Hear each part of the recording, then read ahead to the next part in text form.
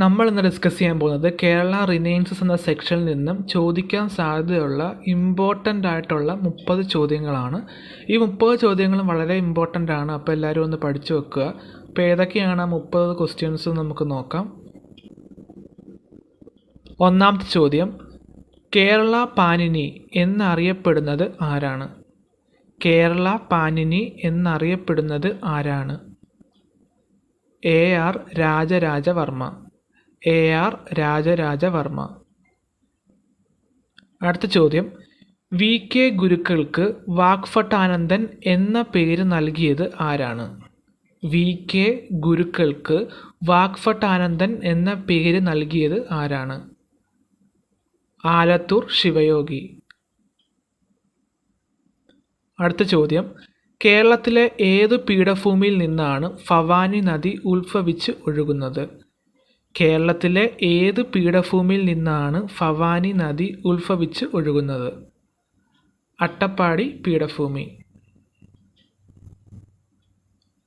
അടുത്ത ചോദ്യം, തെക്കൻ തിരുവിതാംകൂറിലെ ക്ഷേത്രങ്ങളിലെ ദേവദാസി സമ്പ്രദായം നിർത്തലാക്കിയത് ആരാണ്?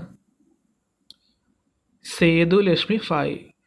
അപ്പോൾ സേതുലക്ഷ്മി ഭായ് ആണ് ദേവദാസി എന്ന സമ്പ്രദായം നിർത്തലാക്കിയത്.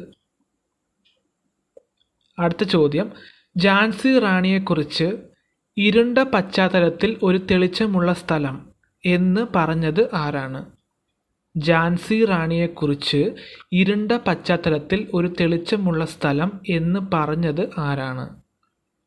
ജവഹർലാൽ നെഹ്റു. അടുത്ത ചോദ്യം, അക്ബർ ഓഫ് ബ്രിട്ടീഷ് ഇന്ത്യ എന്നറിയപ്പെടുന്നത് ആരാണ്? അക്ബർ ഓഫ് ബ്രിട്ടീഷ് ഇന്ത്യ എന്നറിയപ്പെടുന്നത് ആരാണ്? റിച്ചാർഡ് വെല്ലസി.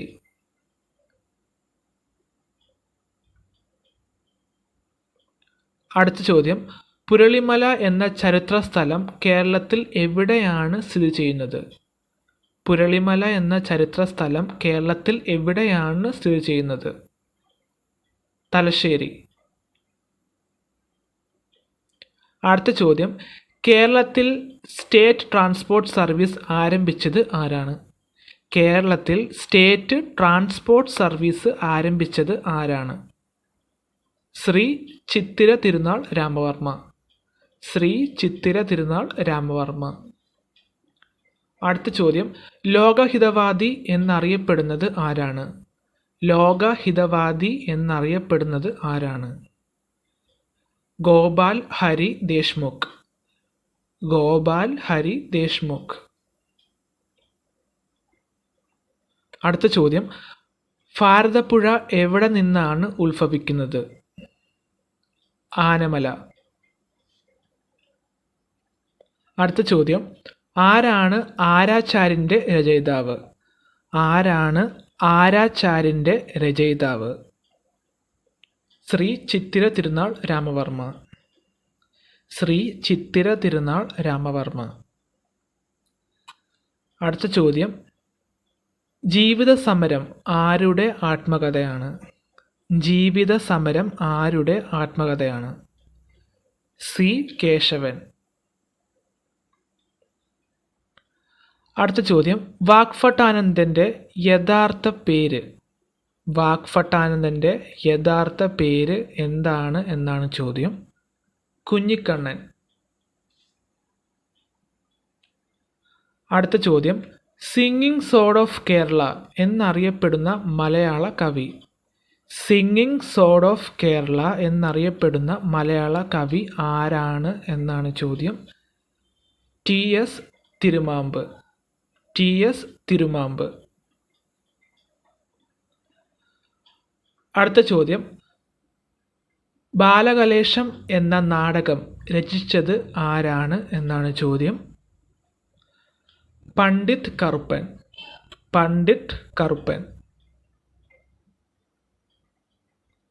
അടുത്ത ചോദ്യം, ദ ഇന്ത്യൻ സ്ട്രഗിൾ ആരുടെ ആത്മകഥയാണ്? ദ ഇന്ത്യൻ സ്ട്രഗിൾ ആരുടെ ആത്മകഥയാണ്? സുഭാഷ് ചന്ദ്രബോസ്. അടുത്ത ചോദ്യം, കേരളവർമ്മ പഴശ്ശിരാജ വെടിയേറ്റു മരിച്ച വർഷം?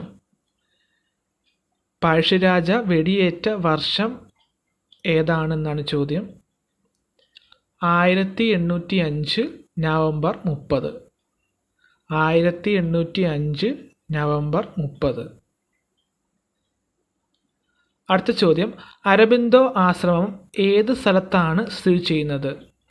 അരബിന്ദോ ആശ്രമം ഏത് സ്ഥലത്താണ് സ്ഥിതി ചെയ്യുന്നത്? പോണ്ടിച്ചേരി. അടുത്ത ചോദ്യം, തൊഴിലാളികളുടെ രാജകുമാരൻ എന്നറിയപ്പെടുന്ന ഇന്ത്യയുടെ ദേശീയ നേതാവ്. തൊഴിലാളികളുടെ രാജകുമാരൻ എന്നറിയപ്പെടുന്ന ഇന്ത്യയുടെ ദേശീയ നേതാവ് ആരാണ് എന്നാണ് ചോദ്യം. ഗോപാലകൃഷ്ണ ഗോഖലെ.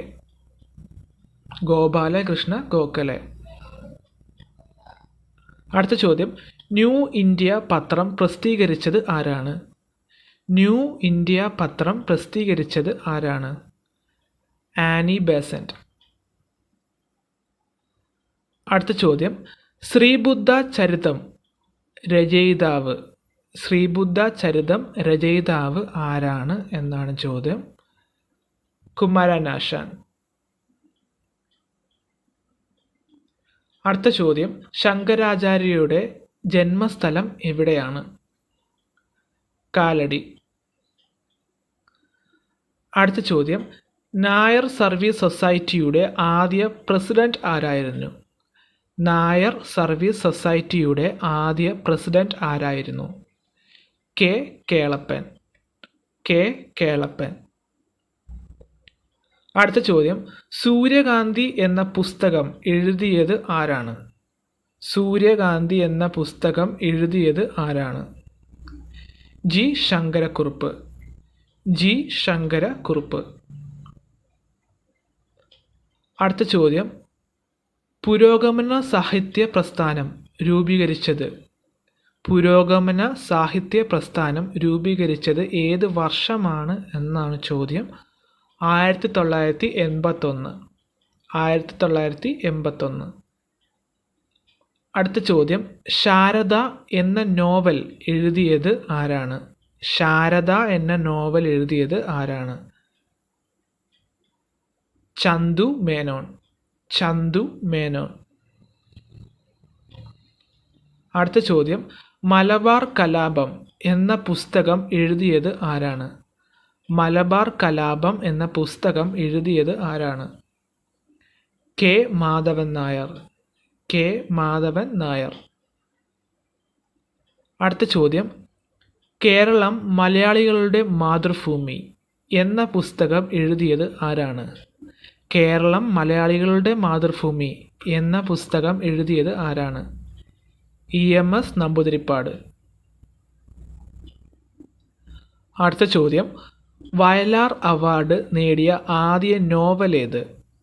വയലാർ അവാർഡ് നേടിയ ആദ്യ നോവൽ ഏത്?